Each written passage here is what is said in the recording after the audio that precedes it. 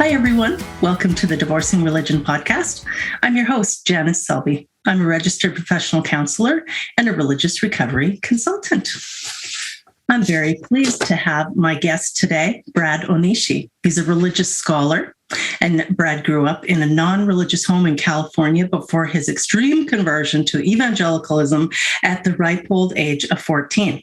By 20, he was married and in charge of a 200-student youth group. Eventually, he decided to pursue a master's in theology at Oxford University, no less. But soon after arriving in Oxford, he deconstructed his faith and began to study religion historically and philosophically. You might recognize Brad from his epic podcast, Straight White American Jesus, which he co-hosts with his former Oxford colleague, Dan Miller. Straight White American Jesus is a religion and politics podcast that focuses on Christian nationalism in the United States. Boy, oh boy, that's a timely topic.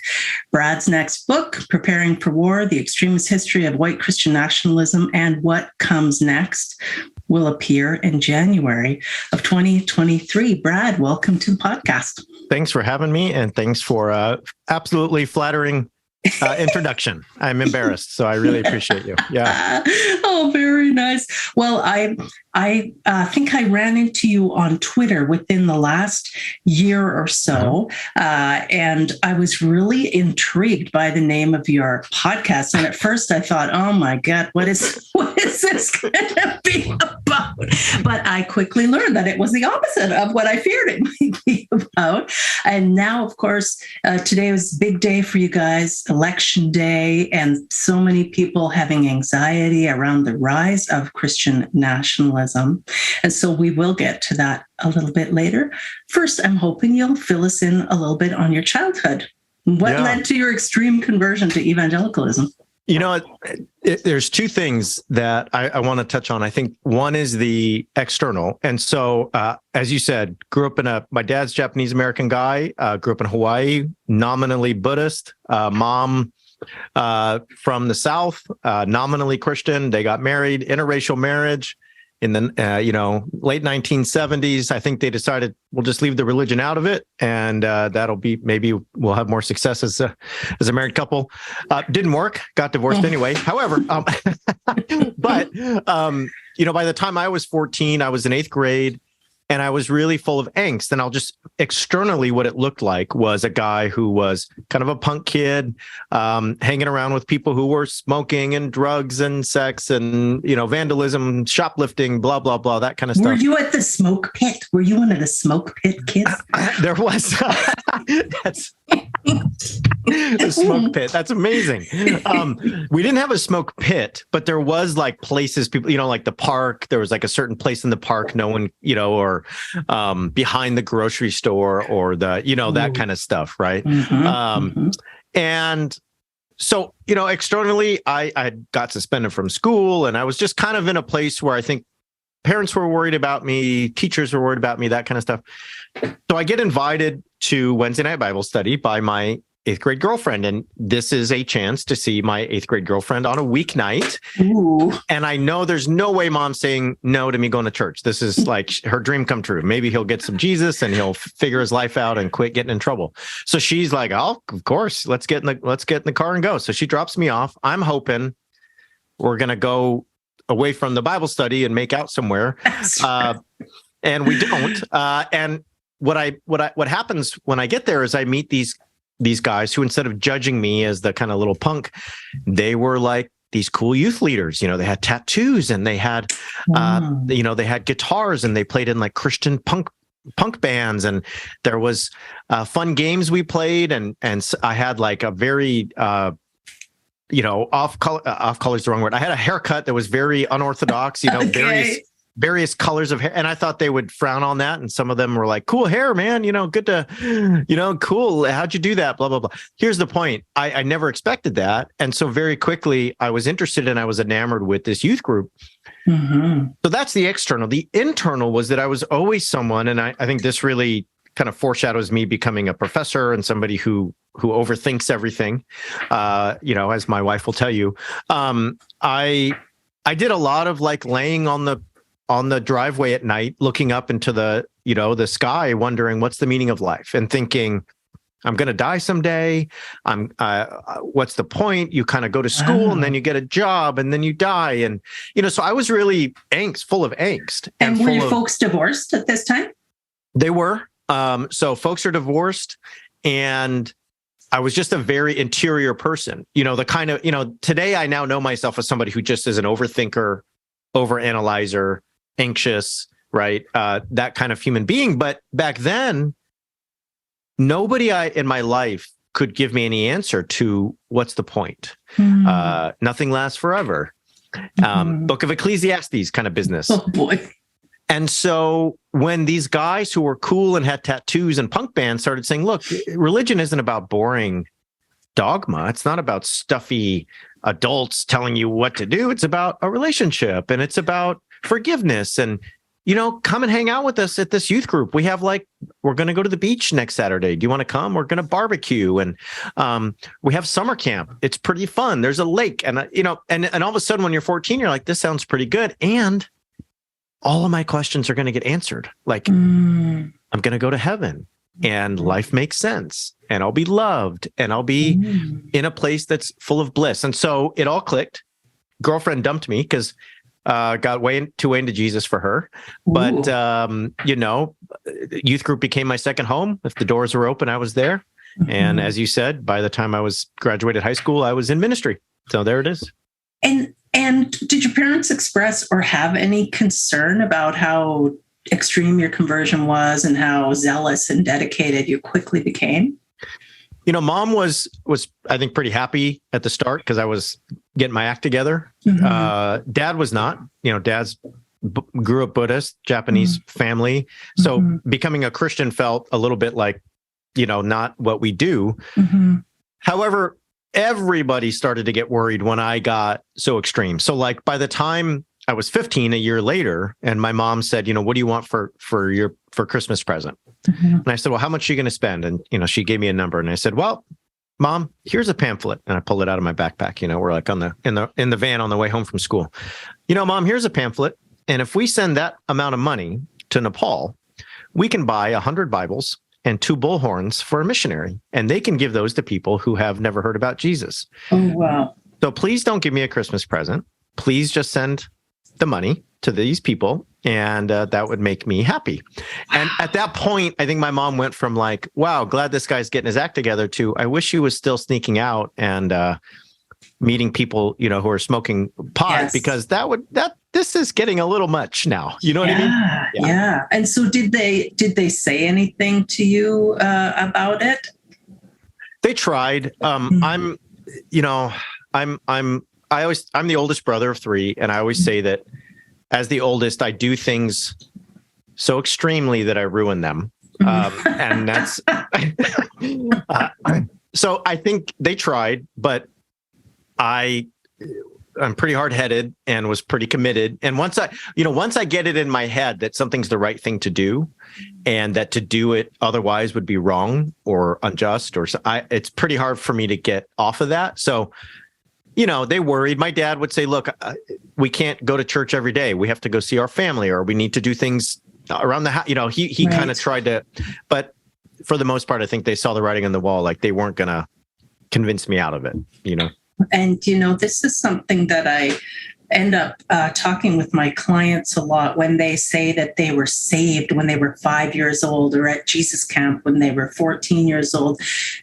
Children and adolescents don't have the critical thinking faculties available to determine the truth claims made by religious people. So they are highly susceptible to peer pressure and wanting to please their parents and other people. And legally, they would not be able to sign a lifelong contract, let alone, it's the same if you're making a religious vow, covenant, promise, anything like that.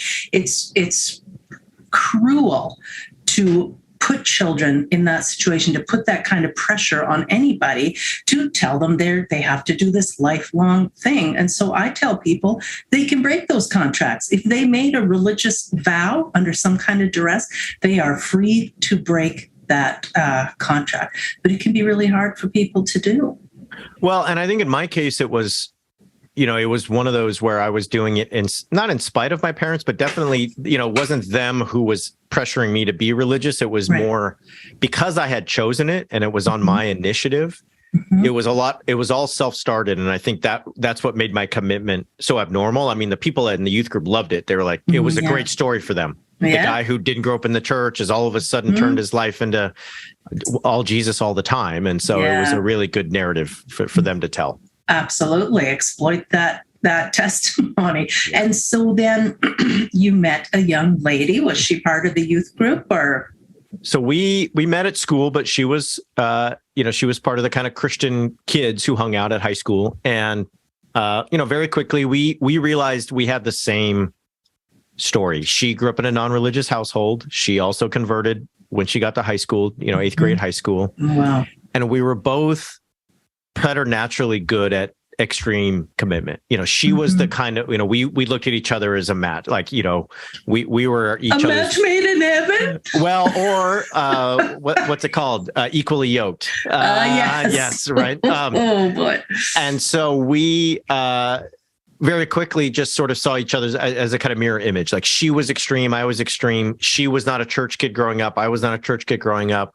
And it really took off from there. And so we dated, from the time I was a freshman in high school to all the way through and into college. And, we got engaged after my freshman year, first year of college. And then we got married after my second year of college. Wow. Okay. And then you launched into ministry. You had hundreds of youth now who were following you or attending your services. And you did that quite zealously, and I'm sure took it very seriously and responsibly and soberly. And then at some point you decide you need to further your education and you're going to pursue a master's in theology at Oxford, of all places. That's pretty exciting. That's, again, pretty extreme. Extreme. Yes, I do. I ruin everything. There's a pattern. I ruin everything. That's it.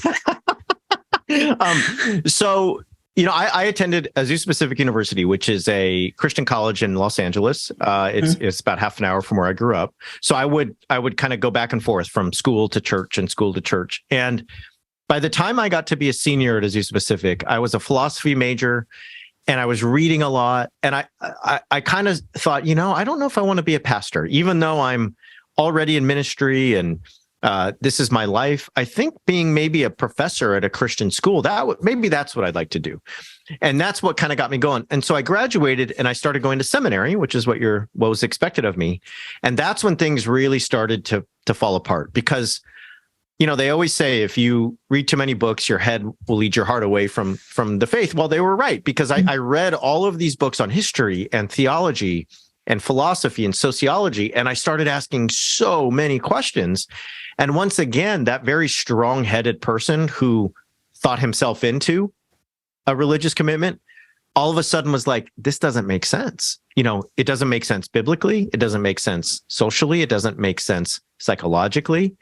And so by the time I had finished my second year of seminary, I was still leading prayers in front of 2,000 people on a Sunday morning, and I wasn't sure I believed in God. Wow. And so applying to go to graduate school in England was a way out, because what it was for me and for my wife at the time was a chance to say, we have an excuse to leave and go very far from here. It won't disappoint everybody. There's a legitimate reason. I'm going to be a theology professor, and we can go so far away that we can actually figure out who we want to be, what we want to do, what we want to believe. And I had no business being at Oxford University. I was not prepared. I can tell the story at a different time if you'd like, but I got in somehow. To this day, I'm still sort of like, well, that was a glitch in the matrix, but we'll take it. And we were off and running from there. So yeah. And so your wife was deconstructing her religious faith at this time as well. Yeah, and in ways that were similar but also different. She was a school teacher, and so she, I was in church all day every day because I worked there. She had this whole life at a public school half an hour away where she taught. And I think that's what introduced her to like, hey, I think I want my life to be helping people, but I don't think I need to do that in this church context. And I think, that big bad world I was told about, well, I'm actually meeting a lot of people in that world, and they're not Christians, but they're really good and they care about kids and teenagers, and they're doing a lot of positive things in the world. Maybe I should reconsider the kind of hard boundaries that we had drawn. So that was her kind of experience in a nutshell. Wow. And this was going on around the same time. So you actually could talk with each other and support each other as you were pulling on the threads together and watching it unravel. In many ways, yes. The doubts, the questions, the frustrations, the hypocrisies that we saw all around us, totally on the same page for the most part. What had become difficult is that we had been together since we were 14. We were now 23, 24. You're a lot different, as you know, when you're 14 and 24. Yeah. So we were kind of realizing that, I wanted to spend my life with books and theologians and philosophers, and I wanted to think and write and study. And she was thinking, I want to be in a classroom with teenagers. I want to be coaching basketball or after school programs. And so we were also coming to realize in a very difficult way, the differences between us that eventually led us apart. Yeah. And this is something that's also, it happens so often when people marry young and marry for Jesus or for religion, because it's better to marry than to burn with lust or burn with passion or however they say it. And then the main thing you have holding you together is this shared belief system. Yeah. And then once that starts to unravel, and then as time has passed, like you said, from 14 to 23, you have continued to evolve and change and grow. And if you don't have those shared beliefs, then it's quite likely that you're growing in different directions. So that happened to you folks. And so that was the end of that. Yeah.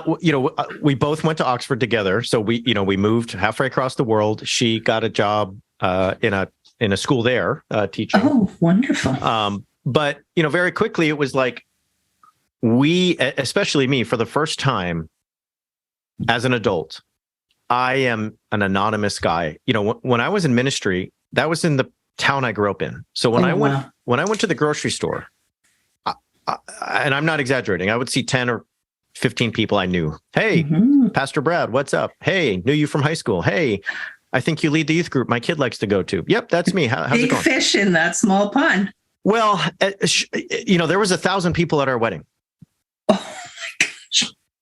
Because at the ceremony, the free part of the wedding. Okay. Yeah, I didn't feed all those people. I didn't feed all those people. But my point with that is we were so instantiated within the youth group, and the parents appreciated us so much that, when we got married, they wanted them all to see this Christian couple get married who were the exemplars of purity and faith and blah, blah, blah. So all of a sudden I moved 6,000 miles from home. I've never been out of the country. I've never lived anywhere else. Wow. Okay. And now I'm in this 1,000-year-old city called Oxford, where John Locke and Duns Scotus studied, and my college is right around the corner from where C.S. Lewis and J.R. Tolkien used to get beers every Tuesday. I'm completely out of my depth, but I'm free. Okay. So I'm thinking, let's explore. Maybe I'm going to be Anglican and go to the liturgy and smells and bells and all that business. That's going to be great. Smells and bells. Maybe I'm going to go over here with the Methodists, and we're going to be like John Wesley and be about, justice and et cetera. Maybe I'm going to go over here with the dissenting Baptists of England and the ones that stood up to the official church and the crown. But very quickly I realized I don't want to do any of that. I'm done. I don't want to go to church anymore. Once I was free, it all fell apart very quickly. Now, the same thing happened with our marriage. We didn't fight. We didn't yell. Nobody cheated. Nobody took someone's clothes and threw them out the window and said, "Get out." It was just more like this really painful realization that I think we're supposed to be friends. I don't think we're supposed to be married, which getting divorced is obviously a big sin and you're not supposed to do that. So it was a lot to kind of admit that that's probably what we should do, even though we never expected it to come to that. So she left after 6 months of being there. We still talk to this day. We're still friends. We still talk. We call each other on the phone, that kind of thing. But we just weren't supposed to be married. So within 6 or 8 months, I go from a guy who is in town, knows everyone. Minute people look up to me, people respect to me as Mr. Pastor Guy, to I live in a room alone. I'm divorced, no longer believe in God, and I have no idea what the hell to do with my life. Wow. Wow. So was it liberating or terrifying or a bit of both? It was both. I mean, and I'm not exaggerating. My college shared a wall with the pub that J.R.R. Tolkien and C.S. Lewis used to meet at. So, a lot of us would go around the corner and get a beer at night, and I had never drank a beer. And I literally thought, when I went up to that bar and said, "Hi, I'll have 2 pints of whatever," that the devil was going to tackle me and just take me down into, to the depths of hell. Oh, dear. So in some ways it was so freeing. It's like, wait a minute, you're telling me I can read what I want, think what I want, I can talk to people, I can explore every avenue intellectually. I can go out here. I'm not working at the church 50 hours a week. I can go get a beer on a Tuesday night with my pals. This is so cool. And I'm so lonely. I'm so terrified. I'm so afraid. And I never thought that I would be at this place 6,000 miles from home where I'm absolutely isolated from everyone I know and love. And in fact, most of them back home at church kind of think I'm a heretic and a traitor because I'm kind of doing what I'm doing. And they no longer think that I'm someone they should respect. So that was pretty tough. Wow. Were you receiving any feedback from folks back home, or was it just crickets? Oh, well, I was getting negative feedback. I had people asking my parents if I was an alcoholic, and people asking, "Hey, why is Brad committing adultery? That must be why they got divorced." It was that kind of, like when I would go home to visit, I'd go to the coffee shop or and people would just walk by me like I was persona non grata. Wow. That's painful. Yeah. And so then you start classes when you're also going through all of this, and you're kind of having to rebuild your secular identity, which had been latent, for a long time. Yeah. Yeah. I'd never, like I said, never drank a beer. So here I am, like, I'm not, since I was 14 and being weird. So, I did that for the first time. I had never gone on a date. So that was a whole, fun set of adventures. Mm-hmm. But I'd also just never figured out who I was apart from the church. My whole identity from adulthood all the way back to adolescence had been ensconced. And so there was a lot of questions to answer about politics, culture. What is it that I value? What is it that I think is good in the world? What is it that I think is positive? Who are the people that will help me understand that? And this is really where I switched pretty quickly from a theologian, somebody who wanted to be a Christian thinker, to more of a scholar of religion, or a scholar of religious studies. I wanted to study religion from the outside and look at it, in a way that was analytical rather than a kind of theological discourse or upbuilding discourse. Wow. You have such interesting insights, because you have seen it absolutely from the inside. And then you were able also to truly explore and examine it from the outside without an agenda, because you weren't attached to it anymore. That is just fascinating. And so you managed to keep your grades up and stay in Oxford and do your studies. Yeah, so I was there for 2 years, and I tell you, by the end of the second year, I was a different person. And I think you talked about a latent self, and I really feel like some of the guy that I remembered from being 14, who in many ways was kind of a little punk, but who in many ways had been covered over by that Christian version of me. He kind of came back, and my enjoyment of life, my interest in people, my interest in exploring new places, all of that kind of came to the front, And so I took that time, and I was like, hey, I live in England. It's a kind of 40-minute flight to Amsterdam. What's that like? Let's go. I didn't have a lot of money, so a friend and I took a bus to Paris, meaning like a bus took us onto the train under the channel, and it was like $12, and took a long time, but we got there. And all that to say, by the time I left Oxford 2 years later, I was a different person. I had made so many new friends, had so many new experiences. And I was still very insecure in terms of my understanding of myself and my world, but I was very excited about what might come next and what life might become. Hey everyone, hope you're enjoying the interview with Brad Onishi of Straight White American Jesus. I wanted to let you know that I do one-on-one religious recovery consulting for folks who are recovering from religious trauma. You can go to my website, divorcing-religion.com, to find out more. Now, back to Brad. Could any of your friends relate? Did you run into any other ex-evangelicals, as we say, at the institution? I did.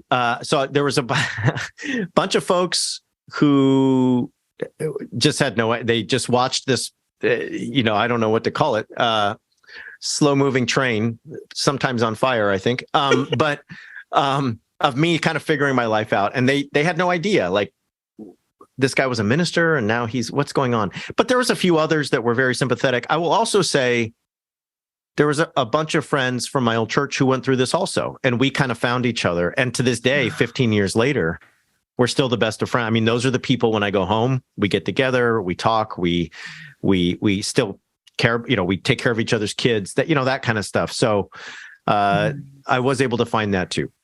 You touched on something that's just so important when we have left religion and we are trying to figure out who are we without the person that we were told we had to be. And you used the word value. You were trying to figure out what you value. And that's what I tell clients as well. And particularly if they're still married to someone who's a believer, we have to shift our focus from shared beliefs to shared values. And so, doing that as a single person as well, values clarification work. What's important to me?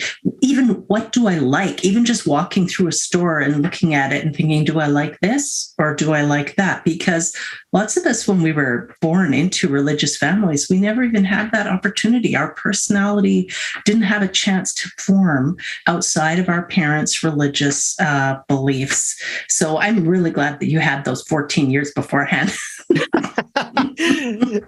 Yeah. And I think for me, in some ways, it was a rediscovery of who I was. You know what I mean? Yeah. Mm-hmm. And so then you headed back home to America. And when did you start? Well, you, of course, then at some point you got into lecturing, yep. Writing, and now you're a podcaster. So has that all been within like the last 5 years, the last 10 years? What's the timeline there? Yeah, so I actually wanted to stay in Oxford, but and I was accepted to do my PhD there, but the money wasn't right, and there was a lack of funding. So I was accepted at the University of California, Santa Barbara, which has a great religious studies program, and it was just a better choice professionally and in terms of funding. And so I went back to Santa Barbara. Now, Santa Barbara is about 2 hours from where I grew up. So in many ways, I didn't want to go because it felt like, oh no, I got to go back home. I got to go back into that whole morass of home. So the first year in Santa Barbara, as I did my PhD, was kind of miserable. But I eventually found my people and my legs. And I also was able, looking back, to renegotiate my relationship with home. I was able to keep the friends I wanted to keep. I was able to renegotiate my relationship with my parents and other family members. So although if you would have asked me back then, I would have said, I just want to stay in England and, be here in this ancient city and this city full of scholars and good beer and bicycles and spires and old churches and old buildings. I went home to Santa Barbara, which is a beach town that feels a lot like where I grew up. And it was the best thing for me, because I was able to, that guy who had rediscovered himself, rediscovered a way to be himself at home, which was really hard, but really important.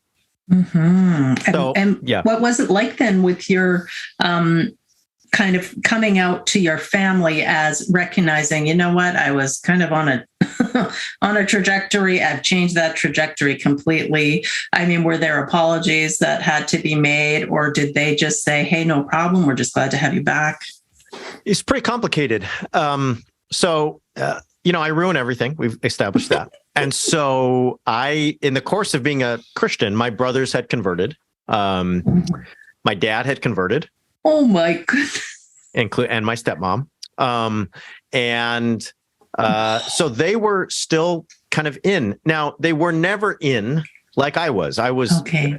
So they were church-going people, but they weren't the extremists that I was, right? Right. Okay. So over time, I think they adjusted to the reality that I was no longer part of it. And that was okay. And it was okay that they still were, and we were still going to love each other and find ways to kind of be together. And it took a moment, and it took some time. But one thing I'm thankful for is that 15 years later, we've found ways to be who we are together. And it's not always been easy, but it's always been important and good.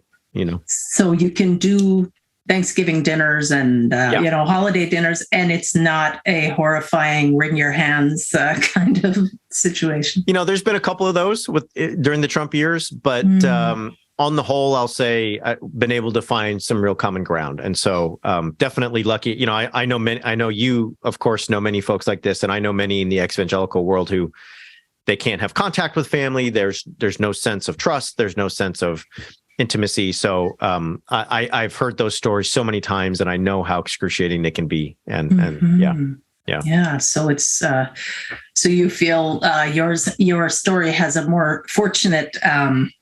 It's easier kind of where you are than where a lot of people have to stay for a while when they lose those close family relations. And so now you're back in America, you're writing and lecturing and podcasting, and you're watching from 2016 or earlier the rise of Christian nationalism and the age of Donald Trump. I mean, we're over in Canada watching, oh my God, it's a dumpster fire. What's going on over there? It's horrifying. And of course, boy, when you guys sneeze, we catch cold over here. So it's, we're kind of holding our breath with this election. But what's that been like for you? Did you see it coming? Were you kind of monitoring it all along? I think it's a yes and no. I think that I could see during Obama's years the anger that was building in the spaces I used to occupy religiously. I knew the mindset there was one of battle and war.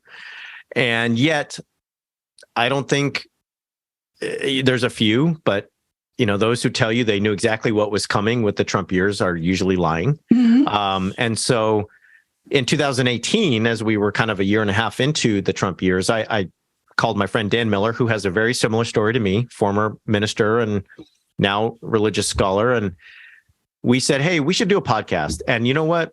Maybe nobody will listen, but we lived it. We know it. We speak fluent evangelical. We don't, I speak, you're Canadian. I speak French, but sometimes I have to conjugate the verbs in my head. You know what I mean? When I speak evangelical, there's no conjugating anything in my head. I can it's all there. I can speak it. Yeah. And so I said, we can do that, but we're also now scholars. So we have a historical lens. We have a sociological lens. Why don't we just see if we can't give people something that is a little bit unique? And so we did this podcast, and for a lot of it, it was just cathartic. Like you and I can talk. It's a reason for us to talk every week and get some of this out. And it ended up being something that people, found helpful and thought that it could help them kind of make their way. So we kept doing it, and the audience and all that's grown. And it's been something that we've put a lot of heart and soul into since then. Wow. Yes. And now we see mainstream, in quotes there, media starting to actually have some understanding or curiosity or fear around Christian nationalism and white Christian nationalism. So are you being approached by any of the outlets? Are you doing interviews and that sort of thing? And yeah, so I've written twice in the New York Times. After the Atlanta massacre, Ruth Graham did a story about purity culture and Asian American identity. I wrote a piece last month with a friend at NBC News about Michael Flynn and his Reawaken America tour and some other aspects. So there's definitely a moment now where the media has caught on a little bit. But I would say that there's still, I think, a little bit of Christian privilege. And what I mean by that is in the United States, especially, there's the assumption that Christian means good. And that's something the media has had for a long time. It's something that culturally has been part of our landscape for a long, long time. It's eroding a little bit, but it's still there, right? That if you're, quote unquote, a person of faith, that's just a card in your positive direction, supposedly, right? And part of what I do is try to say, it's not that all Christians are bad. It's not that all forms of Christianity are the kinds that I converted to, but there's a lot of really harmful and toxic versions that are at play in our landscape. Yes, so you can approach it. You don't sound, radical and anti-theist and this sort of thing. You're really on pretty much an even keel and just pointing out something that is true. Religion isn't always benign. Sometimes, in fact, it's very harmful. And what we see going on right now around the world, not just in the United States, but it does feel ominous. And you have a book that you've been preparing as well that'll come out in the new year, actually talking about this. Can you tell us a little bit about that, what to expect in that? Yeah, it's a book about the history of Christian nationalism, but it's also part memoir. So it's a lot of my involvement in the movement. So I talk about going to see with the pole, which is a thing that American teenagers do. Yes. So, again, I ruin everything. So see with the pole is supposed to be once a year in September. Well, I decided that wasn't good enough. So I decided I was going to pray every Friday at the flagpole, which I did. And a lot of times kids would come up to me and be like, why were you praying to the flagpole this morning before school? But that's a pretty good illustration of Christian nationalism, right? Sitting a teenager praying in front of a flagpole before school. A lot of memoir along those lines. And the reason I wrote the book is this: a lot of great journalists who are my friends and colleagues who didn't grow up in this movement, and they've written these exhaustive accounts of charismatic churches over here and militia pastors over there. And it's really important, but they didn't live it. There's other folks who have lived it, and they've written these amazing memoir. Hey, here's my story, right? Well, I wanted to combine the two. I wanted to say, hey, let me give you the history, but let me do so by intermixing some vignettes and some stories of how I lived it. So you can see what it's like when somebody's going through this, because there were people from my church who had January 6th. There were people from my town who were at January 6th. Would I have been at January 6th if I stayed? Maybe, And so I can give you the inner mindset of somebody who's doing this, and then I can give you the history of how we got here. So that was the whole point of the book. Oh, wow. I can't wait to read it. It just sounds riveting. And I can relate in as much as my conversion was also very extreme. I did grow up in it, but I became way more extreme, way more of a fundy than my parents ever were. And then, of course, I had to homeschool the children and wear a head covering and no internet and no TV and VeggieTales only, all this kind of stuff. My poor children. And I mean, my kids were little, like under 6 years old. And I was reading to them from Fox's Book of Martyrs because I felt it was my responsibility as a Christian mother to prepare my children for probably their eventual martyrdom. I took it so seriously and was entirely sincere. Would ride the Greyhound bus and ask strangers on the bus if I could pray with them. And it's so invasive and so inappropriate. But I was absolutely driven by fear disguised as love. I'm loving my neighbor and trying to save their soul. And now on the other side of it, and I've been out now for a good 10 or 12 years, and sometimes I still shake my head. I can't believe I didn't connect these dots. I just thought God was the most loving, benevolent being, even though he killed everybody, every living thing on the earth, but he did save 8 people and 2 of every animal. So, God's ways are higher than our ways. And I just had all these excuses, always giving God the benefit of the doubt. And I mean, now I'm pretty over it, but getting out was painful and scary and exciting. And I never knew I'd be where I am today doing the things that I'm doing. Well, and it's, I think that if you haven't lived it, people think, oh yeah, like my wife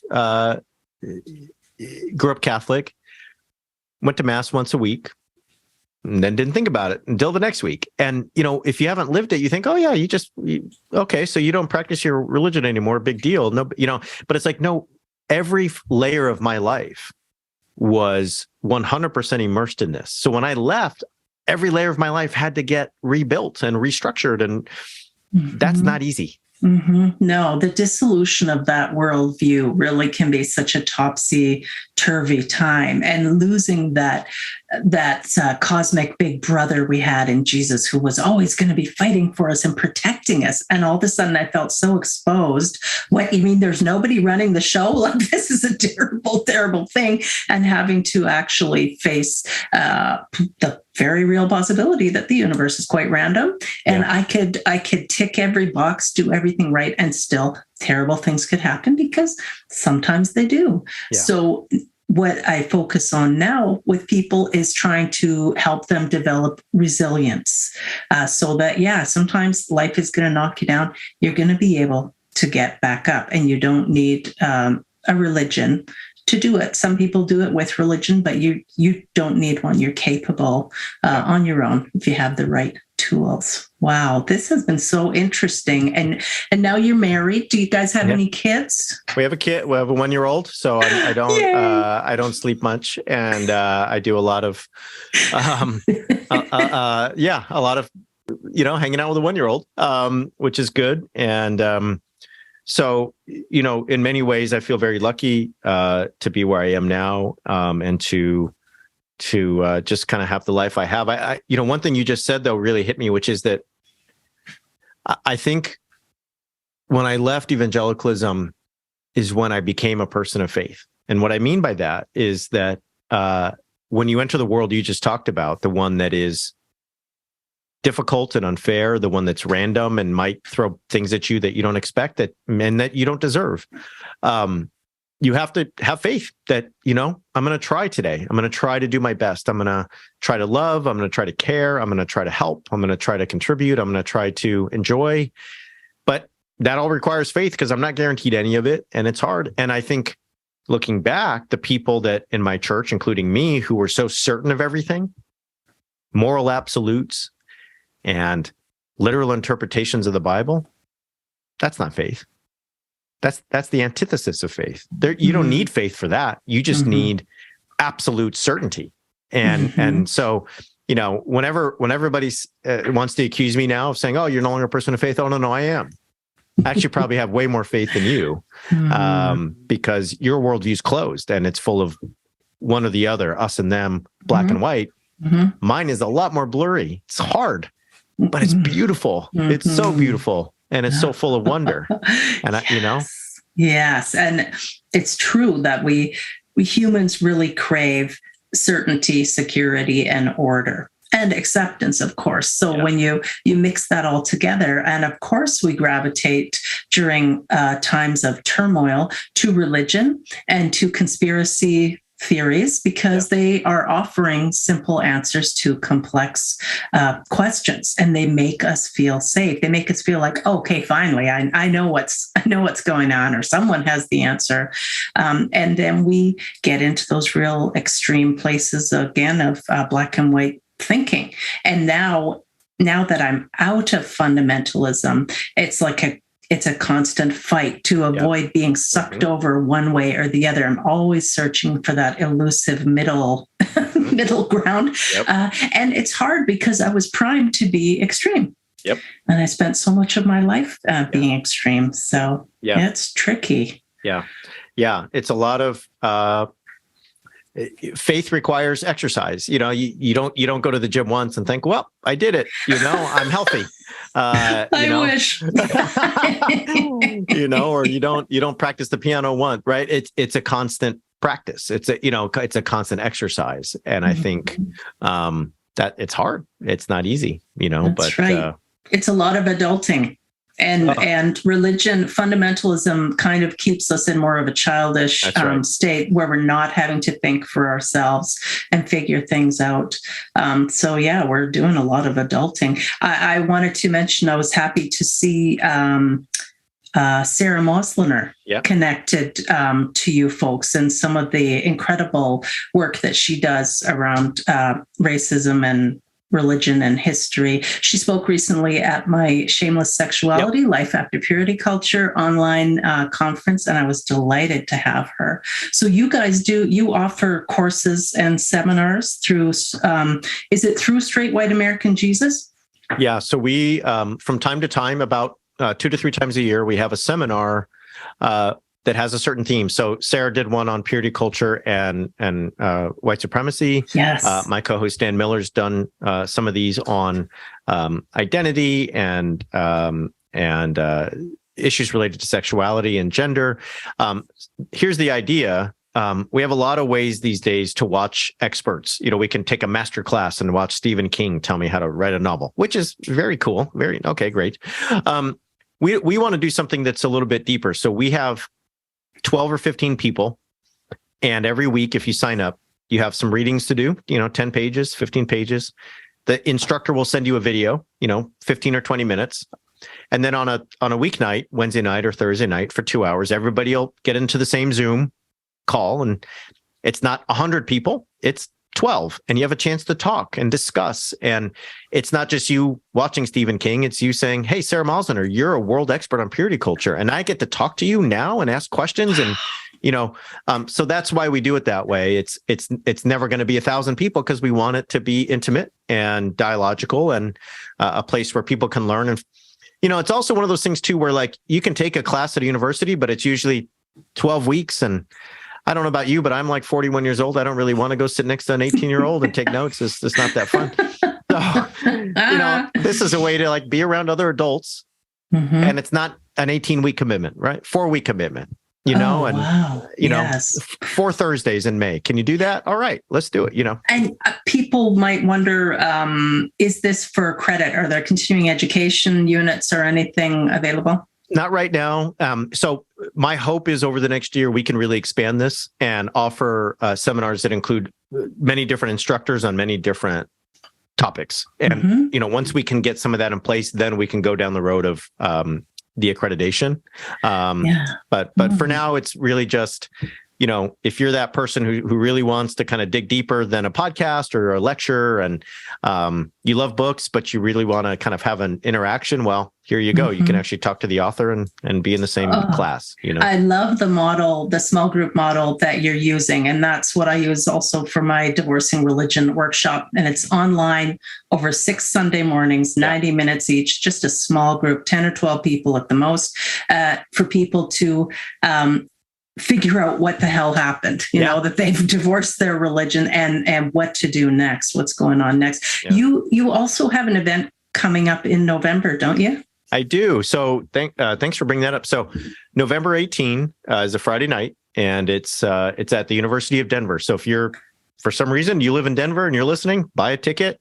Otherwise, you can join us virtually, and it's at 7 p.m. Denver time, which is 8 p.m. Eastern time, Eastern United States. But we want to talk about Christian nationalism and the future of democracy. And we especially want to do that right after these midterm elections. And the people that are going to be at the event are kind of experts in this. So Sam Perry and Phil Gorski wrote a book called The Flag and the Cross. They'll be there. Robert P. Jones wrote the book White Too Long, and he's the head of PRRI, so he will be there. Catherine Stewart wrote the book The Power Worshippers, and she will be there. Larisha Hawkins, who was fired from Wheaton College for wearing a hijab a couple years back, and now works at the University of Virginia. She will be there. Kyati Joshi wrote a book called White Christian Privilege, all about the ways that white Christians have privilege in the United States, and she will be there. Myself, Jacqueline Hidalgo, Sarah Mosliner is part of it, and what an incredible lineup. So you can find all the info at bradonishi.com/nationalism. And you can buy a ticket, and we'll hopefully see you there. Yeah. And is that an evening or a weekend event?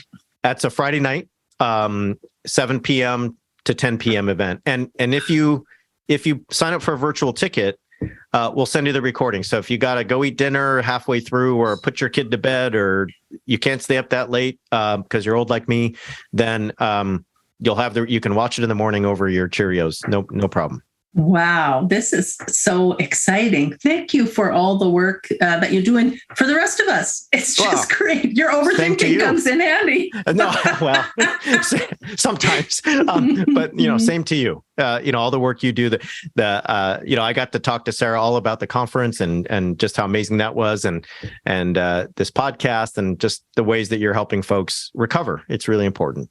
Oh, thanks so much, Brad. Everyone, thanks for tuning in with my guest, Bradley Onishi, today. Straight White American Jesus is his podcast.